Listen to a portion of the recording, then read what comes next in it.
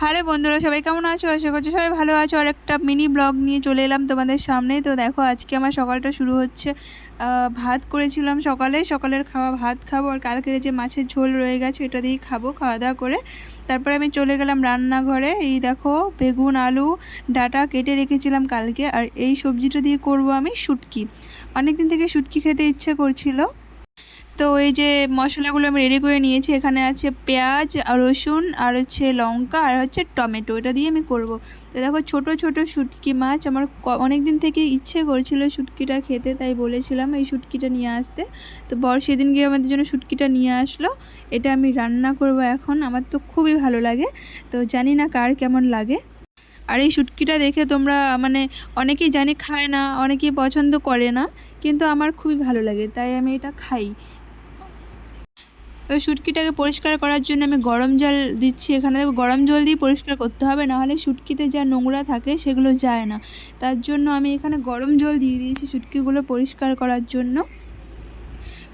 গরম জলটা দিলে কি হয়, মানে খুব সুন্দরভাবে নোংরাগুলো উঠে যায়। তার জন্য গরম জল দিয়েই শুটকি মাছ ধোয়াটা ঠিকঠাক হয়। আর এদিকে আমি মশলা করে নিয়েছি শুটকি মাছের জন্য।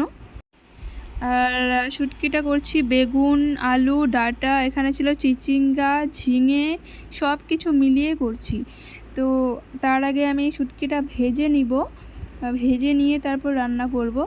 যেহেতু শুটকি তো আর কাঁচা রান্না করা যায় না, তার জন্য ভাজতেই হয়।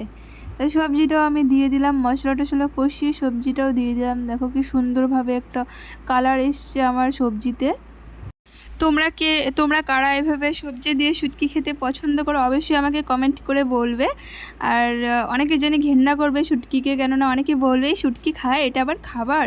কিন্তু আমি বলবো আমার মন এটা চায়, তাই আমি খাই। কার কেমন লাগলো সেটা আমার দেখে কাজ নেই, ঠিক আছে?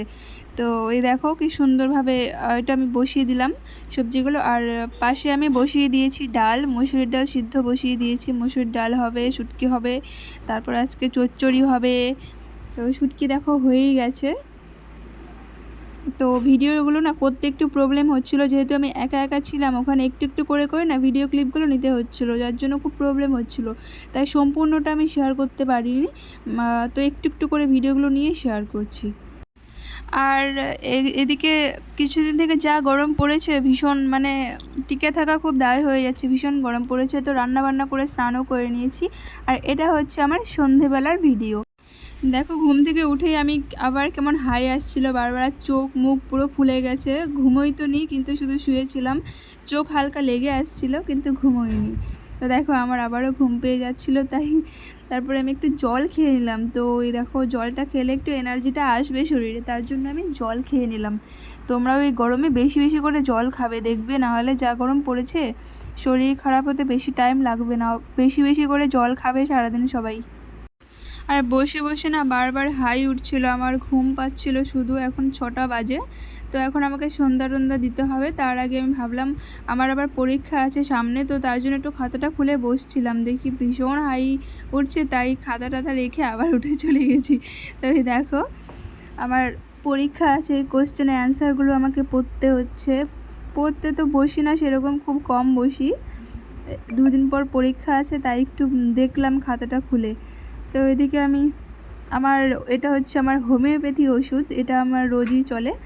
তারপর সন্ধে টন্ধে দিয়ে আমি চা বানাচ্ছিলাম বরের জন্য। এই দেখো চা বানাচ্ছি, ও চা খাবে।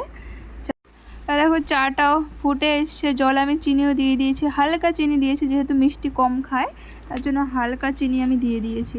আর ওকে চাটা দিয়ে দেখো আমিও 3টে বিস্কিট খাচ্ছি। আমি যদিও বিস্কিট খাই না, তো আজকে ইচ্ছে হলো, এটা নোনতা বিস্কিট ছিল, তো ভাবলাম একটু খেয়েই দেখি কেমন লাগে। তো দেখো আমি খাচ্ছিলাম। আর তো আজকের মিনি ব্লগটা তোমাদের কেমন লাগলো অবশ্যই কমেন্ট করে জানাবে, আর আমাকে একটু সাপোর্ট করবে প্লিজ। টাটা।